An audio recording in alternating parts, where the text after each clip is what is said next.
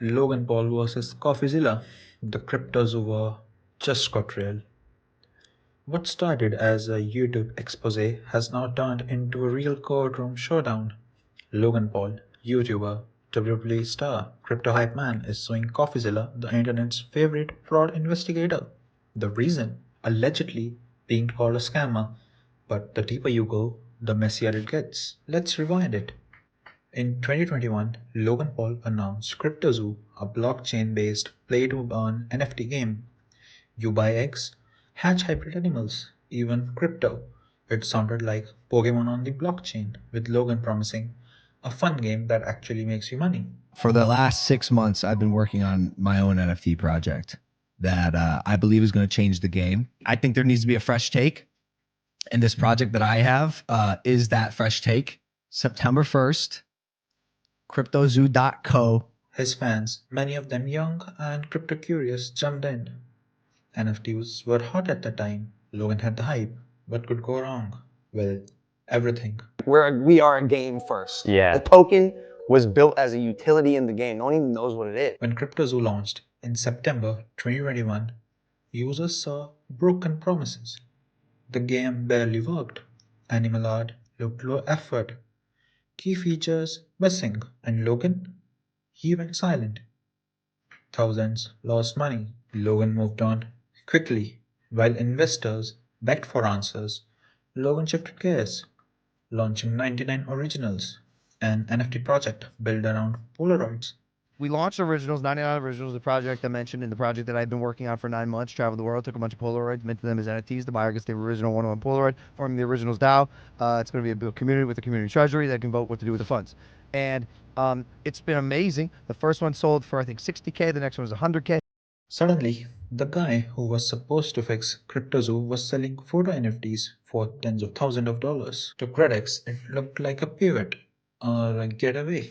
Then came Coffeezilla. In late 2022, he dropped a three-part series breaking down CryptoZoo's collapse, interviewing developers, victims, and whistleblowers. $50,000. $500,000 Australian, which is $500,000 in CryptoZoo. Shut up! No, you haven't!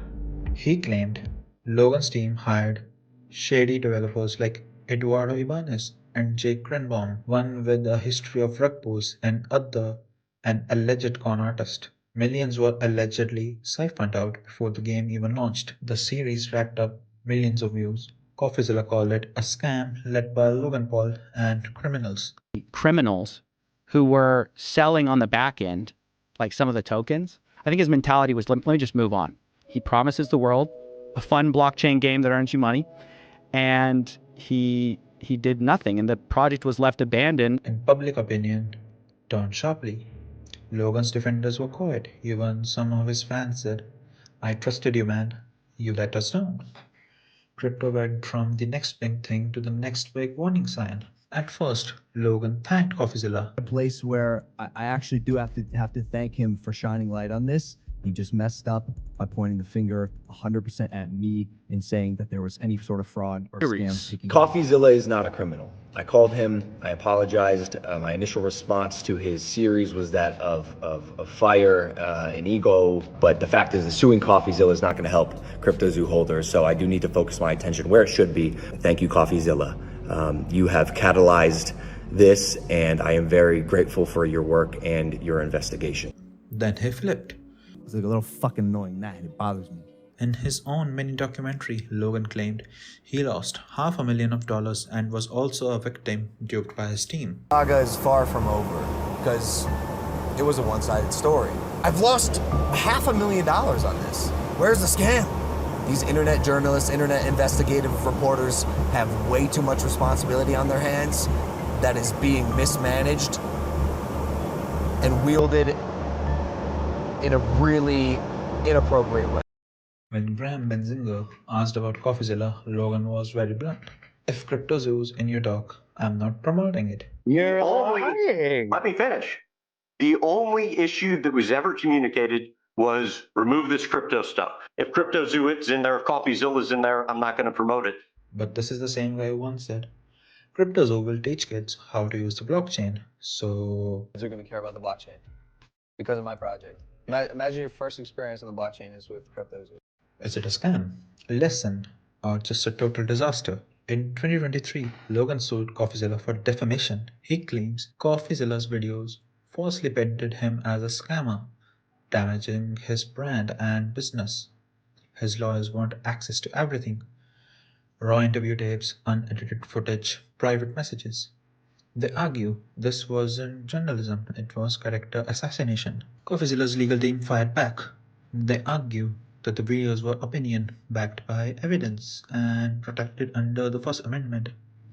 He issues disclaimers, reached out for Logan's side, showed receipts, and still, the judge didn't throw out the case. This is not an open and shut win for either side. Let's pause here. To win this lawsuit, Logan has to prove actual malice, that Coffeezilla knowingly lied or was recklessly indifferent to the truth. That's hard to prove, especially against someone presenting evidence and conducting interviews.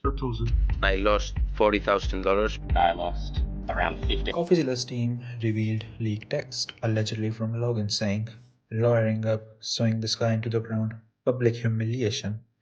Works better, shut it down.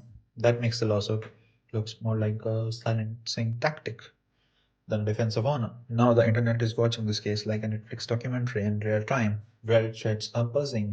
Legal YouTubers are breaking it down. One fan wrote, if Logan really believed in CryptoZoo, why didn't he fix it instead of suing someone who exposed it? So who's the real victim here? I trusted the wrong people. I wasn't ready.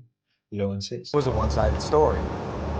He told it how he wanted to tell it, and told it a certain way that made me look like the captain of this. What responsibility do you feel for what happened? I put way too much trust in bad people. What you just described isn't a scam. I took on a project that I was simply incapable of handling at the time. But the real victims? The people who invested, the ones who believed the hype, who bought eggs and waited, and now? Many of them are still waiting for refunds, for answers, for accountability. Logan Paul is refunding people he scammed if they promise to stop suing him. This is what makes this such a massive con. This guy sold millions in NFTs, tens of millions of Zoo tokens, and he's not even going to release the thing he promised this whole time with his fans who he scammed. He's a serial scammer who's offering a minority refund as a last-ditch effort to save his wallet and his reputation.